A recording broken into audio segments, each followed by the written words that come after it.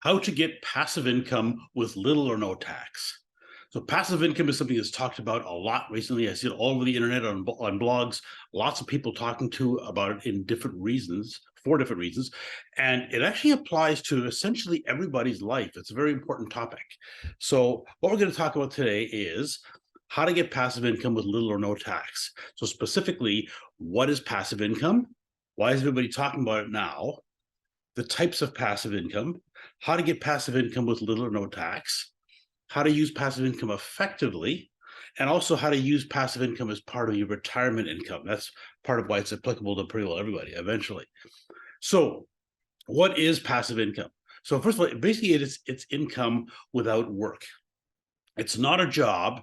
It's something where you're not actively participating. It's like you make money while you sleep. So basically, you're not working at it. You just have money coming in. It's also retirement income. Once you retire, your income is basically all passive income. So that's basically what it is. So how do it sound really cool to get that? Just get money coming in without doing anything. So how do we get that? So now just a little point, both the CRA in Canada and the IRS in the US have a technical term for what passive income is. I'm not talking about that here. I'm just talking about how us everyday people use the word passive income.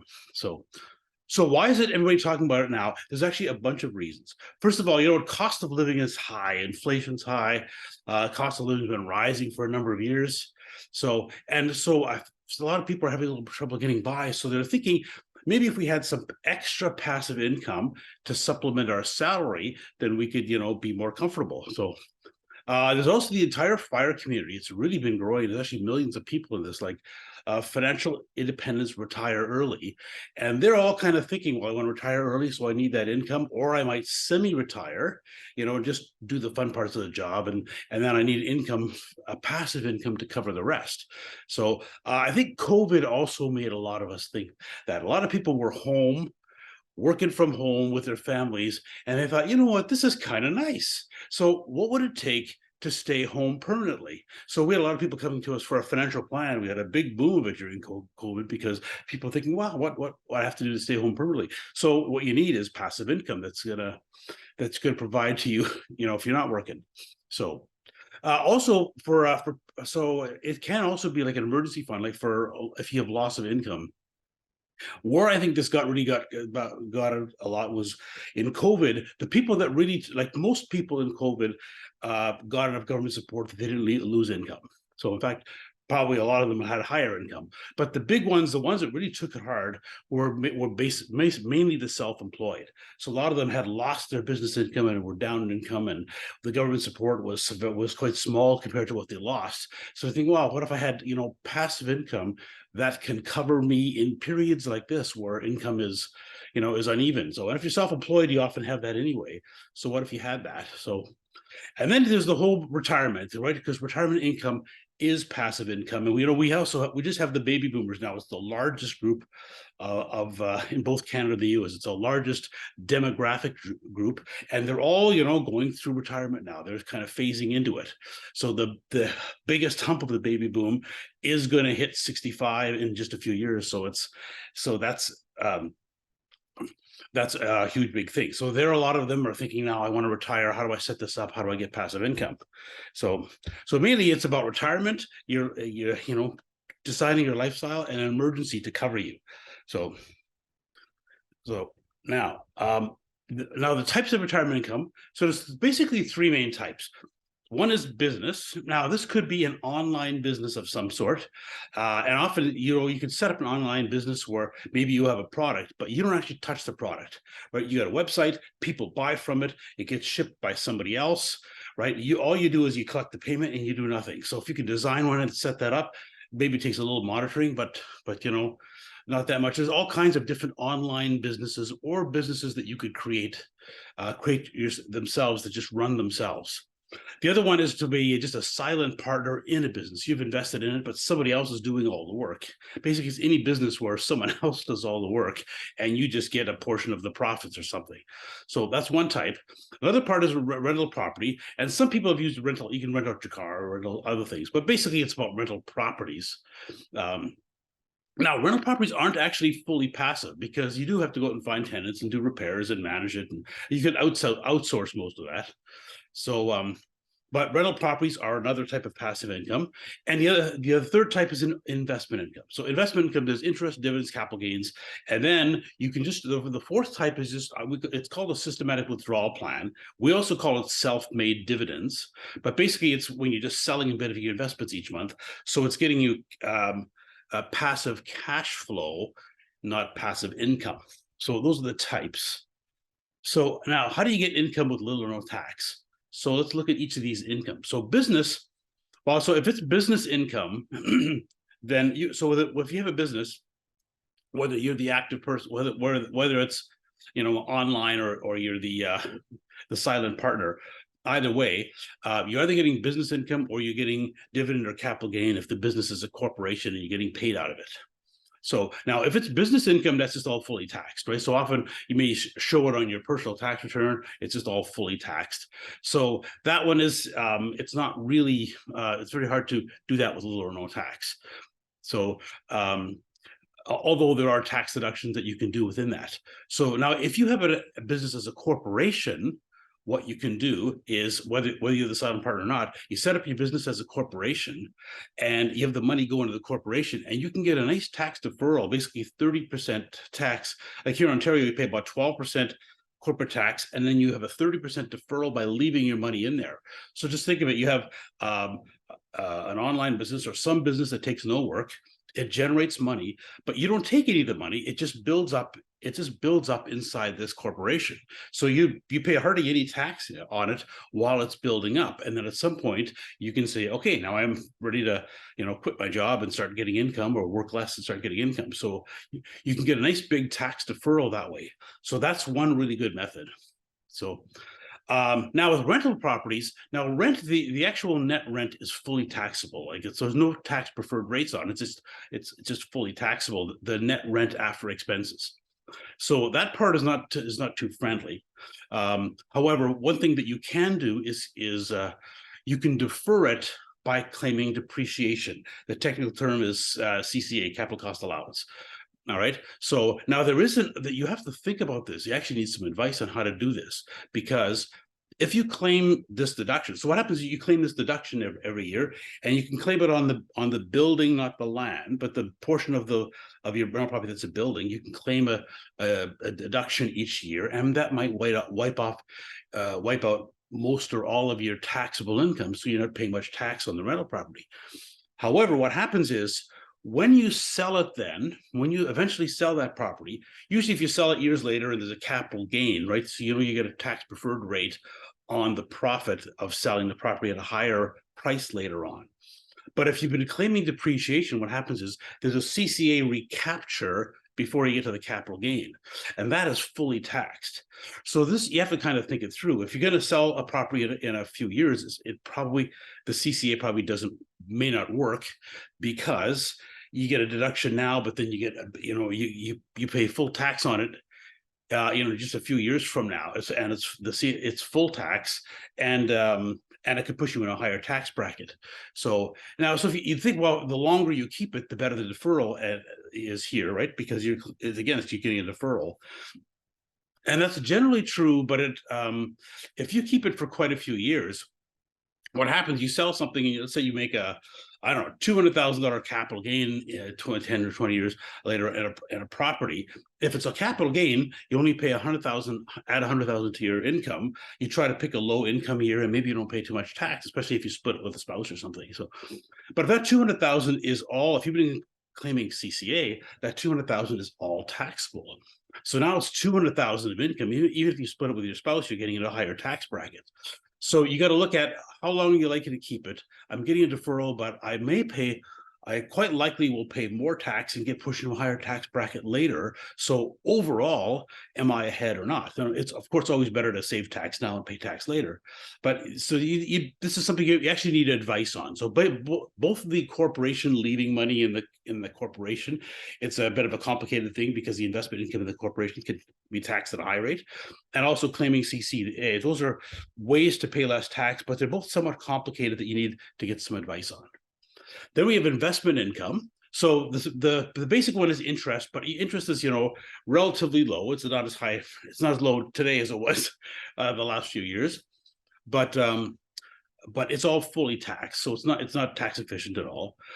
Dividends are a reasonably good way. There's some pros and cons to it. So dividends are fully taxed, but at lower tax rates, depending on the types of dividend stuff. But basically, they're taxed at lower tax rate than interest is, or your salary. Okay.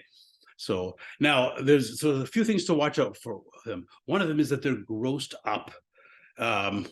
So that which can reduce your government benefits. So if you get dividend from a public company, that's something you invest in the stock market, the income is grossed up. So if you get a $10,000 dividend, it actually shows it's grossed up by 38%. It shows us as $13,800 in your tax return. You pay tax on that, and you get an offsetting credit, but it can mean you lose a lot of government benefits.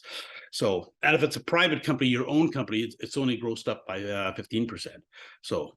Now, another thing is you don't actually have control of the dividend. Like you can decide which company to buy, but that company pays a dividend and they decide when to pay it and how much to pay and if they should increase it. So you don't have that much control over the dividend and how and when to get it.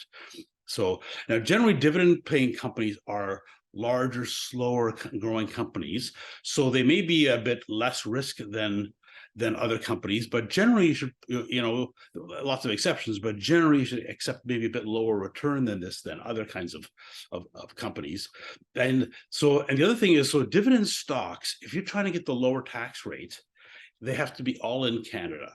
Okay, so we have this thing called home country bias, and of course you always feel safer buying shares of companies in your own company, the company. All right. But really, it's like Canada's a small country and we don't have that much growth here. And it's not a diversified list of companies here in our stock exchange. So it's much more effective to invest in the US or globally. And if you invest globally, those are foreign dividends. They're all fully taxed, just like interest or salary. The lower tax is all on Canadian stocks. So to do that, you have to invest all in Canada. You lose diversification. You only have the companies that's here, not a lot of the really, higher growing companies elsewhere. So there's pros and cons to this, but dividends is one way to get passive income. And then, of course, the other type of investment income is capital gains. So you sell something for a profit, and there is a tax benefit there because only half the profit is taxable. Okay, so you buy a stock or a mutual fund or ETF, it goes up, and then down the road you sell it, you just pay the capital gain on it, and that's taxed at a lower rate. Only half of it's taxed, so less than interest. And it's actually the tax on it is at a preferred rate, and it's similar to dividends depending on your tax rate. All right, so dividends can be lower for lower income people, and capital gains can be lower for higher income people. So, and then there's systematic withdrawal plan. That's the fourth type of investment income, but really it's investment cash flow. Now we call it self-made dividends. I have a whole separate article on my blog about this. So, but self-made dividends are pretty cool. So basically what you're doing is you're selling a bit of your investment each month. So basically what happens is, so you buy, let's say you've invested 100,000 a number of years ago, it's grown to 200,000, and now what happens is you're just going to take some money out each year. So let's say you take 4% out based on a 4% rule or something. So you're taking 8,000 a year out, and out of that 8,000, so 4,000 was the book value, okay, and 4,000 is the capital gain. Out of that capital gain of 4,000, half is taxable, which is 2,000. So even though you're getting 8,000 of cash flow, you're only putting 2,000 on your tax return. So that's why this is so beautiful. I hear actually it can be really tax efficient to take money this way. And so they are actually better than ordinary dividends in every way. So if you look at the list of pros and cons, I made a list of pros and cons on my other talk. And what you have is all the advantages are for self-made dividends. There's nothing for the actual dividend, ordinary dividends, paid by companies. So here's what happens. So you decide how much of a dividend to receive. So you've got money. You're just selling some of your investment each month, So you pick any number you want. Of course, you want some sustainable number, but you decide how much it is. You can start and stop it and change the dividend anytime you want. You can pick the day of the month that you want, or you can get it bi-weekly if you like. So you're not forced to pay tax on dividends you don't if you don't need the cash. So while you're growing your portfolio, if you're investing in dividends, you're getting dividend income all the time, right? So, and you're paying tax on, even though you may be working at the time. So while what happens with more tax efficient investments, you just let them grow until you need the money, and then you decide, you have a dividend of zero basically while it's growing, and then you decide how much you want to take out later on. So you can invest properly based on risk return instead of chasing yield, because dividends, you're trying to get a higher dividend, so you might try to buy the companies that pay a higher dividend, but they tend to be even slower growing, and then you're not necessarily picking the best companies with the highest long-term total return. You're just looking for something with a dividend. So that's one of the traps of dividend investing. So you can avoid buying expensive investments to get a higher dividend, because often lately they've been a little bit inflated, the high dividend stocks. You can properly diversify globally instead of just home country bias, right? So for seniors, the clawback of government benefits from ordinary dividends is 5 to 6 times higher than self-made dividends. I'm going to show you that in a minute. But ordinary dividends, you can have this. Remember, it's because you get a dividend, it's grossed up by 38%, right? Well, if you get a self-made dividends, it's only a very small part that actually shows up on your tax return. So, and you pay less tax than on ordinary dividends, or sometimes no tax. So, all right, so they are actually passive cash flow, not passive income. So income is taxable cash flow, but it's actually cash flow that you want, not income. So that's why this works. So now all of this is what I'm talking about here with interest, dividends, capital gains, self-made dividends. This is all non-registered investments. So of course there are also, you can register investments, RSPs and TFSAs. So RSPs, you usually want them to grow until you want to retire, because they're all fully taxable when you take them out. So there's and you can't put them back in, so they're not necessarily that good for uses in, before retirement. And TFSA is not that big yet. If you wanted to keep it as a supplement, you could actually do this with TFSA and avoid tax completely. But TFSAs, even the total from the beginning isn't that large yet. So, even if you have 100,000 in your TFSA or 150,000, you're getting 4, 5, 6,000 a year. It's not that big of a number yet. Okay, so now let's talk about the tax on them, and this is actually kind of interesting. So I'm comparing here self-made dividends to ordinary dividends, or also to capital gains. So there's I've got the different taxable income brackets there. The far right, we have global or U.S. dividends, and that's also the same tax rate that you would pay on. Well, it's same tax rate you pay on interest or salary or something like that. So now you see Canadian dividends, you pay a lower. It's 6.4 here. It's 6.4. Where's my 6.48? So it's lower for lower income people, but it gets higher up here. So capital gains, it's a little higher here, but it doesn't get that high even for higher income people. So capital gains work well for higher income people. Now, self-made dividends, the tax there, it's between 0 and 10 or 0 and 16. So it's actually much lower.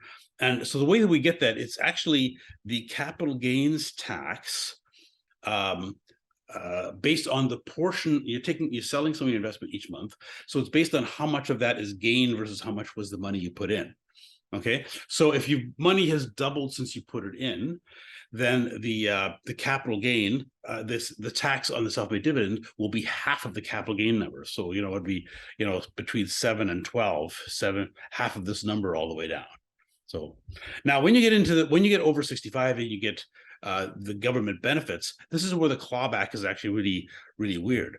So see, on self-made dividend, the GIS clawback, it's a 50%. So it's for lower income people and or people with lower taxable income. We have actually done financial plans for people with $2 or $3 million, but their taxable income is low and they get the GIS. Sometimes you can plan for that. So that's a strategy I have on my blog. But so the GIS clawback, even at 50%, if you've self-made dividends, it's not too much. Capital gains is a 25% clawback. So that's on top of income tax. you're having your income, your government, it's the guaranteed income supplement, you're getting it clawed back. So with Canadian dividends, you actually have a 69% clawback. So it's a 50% clawback, and then it's on the grossed up dividend. Remember, the dividend shows is 38% higher than the cash that you get, and it's a 50% of that number. So it's kind of a disaster. And if you get interest or dividends or something, it's a 50% clawback. So that is on lower income people. And for higher income people, these are kind of the clawback rates. So it's 15% is the clawback. Dividends with the gross up, it's 21, capital gains less, and so self-paid dividends are less. So bottom line is, with self-paid dividends, you get much less of your government benefits clawed back than you would with regular dividends. So how do you use this whole passive income effectively? So for one way is you could use it to supplement your income. So remember, we talked about originally the reason people are talking about passive income. So it could be just emergency income if you have a period of low income, or you lose your job, or you're self-employed, you're not getting money from it. So now, ideally, this is not what you're using. You're trying to build up money so that you can like fully retire at some point in your life. So of course, the more you take out now, the less you're going to have later on. So ideally, you don't do this, but this could be part of a lifestyle choice that you plan around, or it can be, fill in for an emergency. So it can also be part of retirement or financial independence. So for the FIRE movement, financial independence, retire early, or for people not part of that, it's just ordinary retirement. Passive income could be all part of that. Okay, so basically you grow your retirement portfolio until you've reached the point of financial independence. So a financial plan tells you to have the lifestyle that you want. This is how much you need. You've got to that point. Now you can retire, and then you can design a retirement income from that. I'll talk about how to do that in a minute. So basically, you want to delay the income, the taxable part. So you want to pay minimal tax while the investments grow, as little as you can, so that because you're at that time, while it's growing, you're probably working and already have a high, your higher income. So you have to pay tax on top of that if you get any taxable incomes. You're trying to pay as little taxable income as possible. And then so dividend investing is taxed every year on top of other income. So what usually we're trying to do is delay income while it's growing and get it later on. But if you're getting dividend income, you're paying tax on it even while it's growing. So another disadvantage of dividend investing. So now the other one is semi-retirement. So there, what happens is it is actually something we're seeing much more of now, that people go into a semi-retirement. They keep part of their job, like this is the part that they find fun or meaningful, they do, and the parts that they really don't like doing, they stop doing that part. They may work full-time or part-time, but basically they may probably make less income doing it this way. And then you add passive income to supplement the difference. So I did a seminar a few years ago with Jonathan Chevreau. So he wrote a book called Victory Lap Retirement, which is an interesting concept. So it's, humans aren't actually designed for the full stop retirement, right? So you work full time until 65, 40 hours a week, and then you stop working and you stay home, right? So it's much more effective.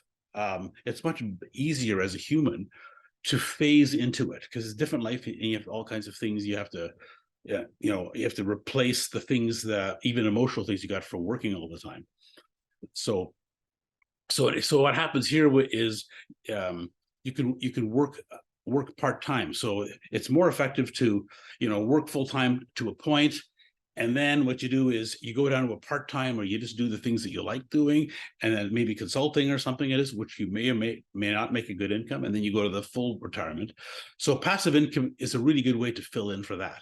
So it can be your full retirement income, or it can be this partial one. So now, in all these cases, you need to decide on a sustainable withdrawal rate. Now, I have a few articles in my blog about the 4% rule, which is a general guideline of how much you can take. But bottom line is, you have to look at how much you have, what are you going to do, what's your plan for your whole life? And for the rest of your life. When are you going to take the money? How much are you going to take out? Well, when? So you don't want to take out so much that you run out later, but also you don't want to take so little that it just builds up and you never use it. So it's kind of figuring that part out and figuring out the desired lifestyle that you have. So now, how do you get passive income with little or no tax? So the tax planning part of it. So this is basically designing a retirement income, either a full retirement or partial retirement. You're designing a retirement income. Now, the tax part of it, there are basically two strategies. And you actually have to work out, like we've been through this with retired clients. It's just from experience, we often know which one is better. But often you just have to do the math of which one really works out better, because you can, it's better to defer tax, but what if you have to pay, higher taxes later on? Is that better or not? And it's kind of a trade-off between, paying taxes later is better than paying it now. But if it's going to be at a higher bracket later on, that might not be better. So you got to work that out. So the two main strategies are, one is just withdraw as much as you can at the lowest tax bracket or the lowest two tax brackets or whatever it is, or you go with the defer income as long as possible. And these are actually important. You got to deciding which strategy to do, because it makes a huge difference. It's basically the opposite. Where you're going to take your income from is the opposite. So let's talk about the first one, withdraw the lowest tax bracket.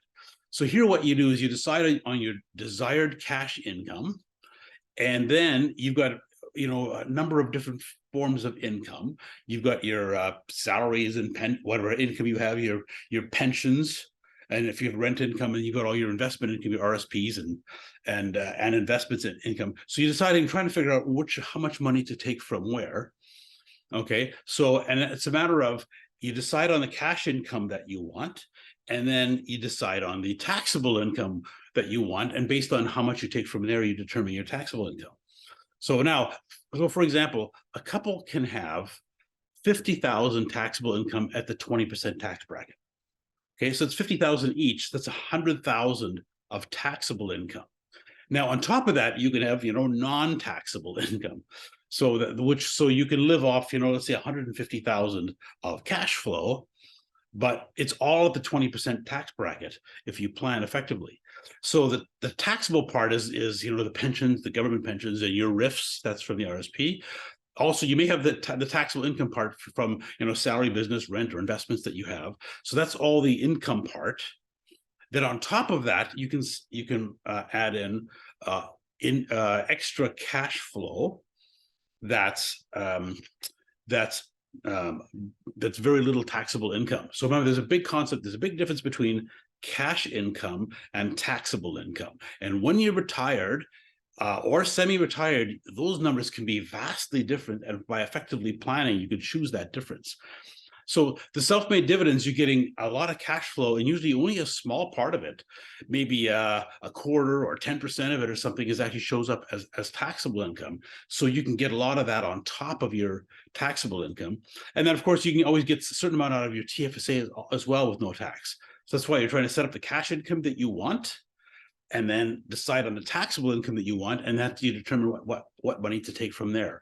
So the concept is, I'm trying to get as much out as I can at the lowest, without being sustainable, but I'm tending as much as I can, all at the lowest tax bracket. And I'm trying to avoid ever being in a tax bracket higher than 20%. So if you could do that, that's a good way to retire. And we got clients, getting 150,000 retirement income. That's their cash income, but it's all at the lowest 20% tax bracket. And that's a way that you can actually live pretty comfortably. So that's one strategy. The other one is defer as long as possible. So that one can be let's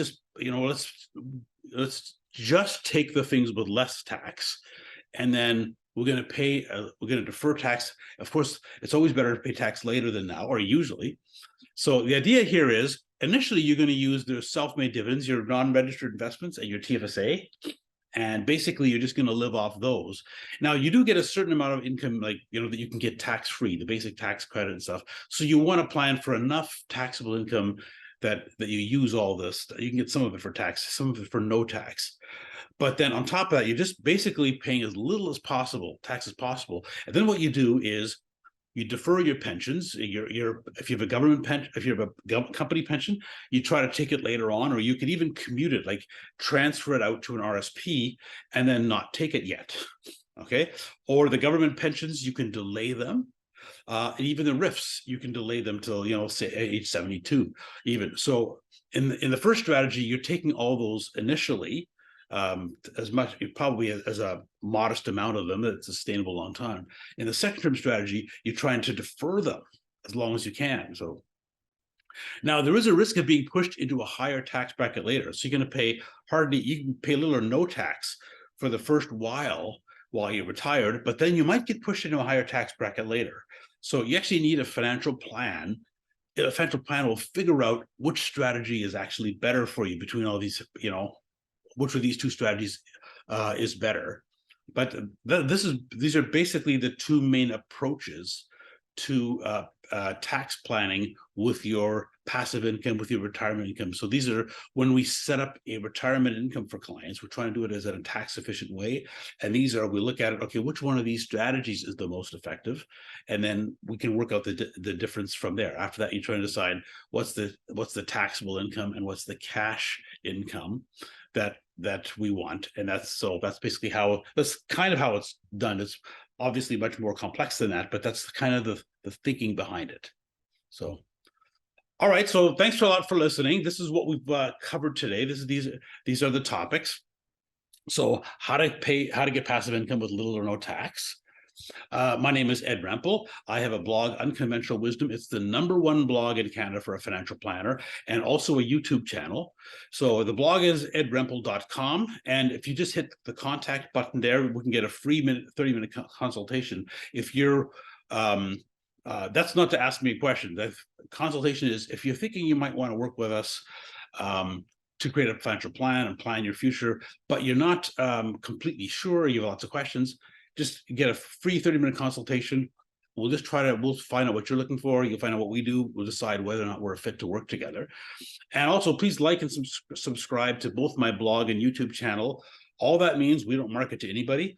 All that means is you will get, I'm trying to do a video or article every Thursday. So, and then if you subscribe, all that means is you will get an email. So you'll get them all my new articles and videos directly by email every week. So thanks a lot for listening, and we'll see you next week.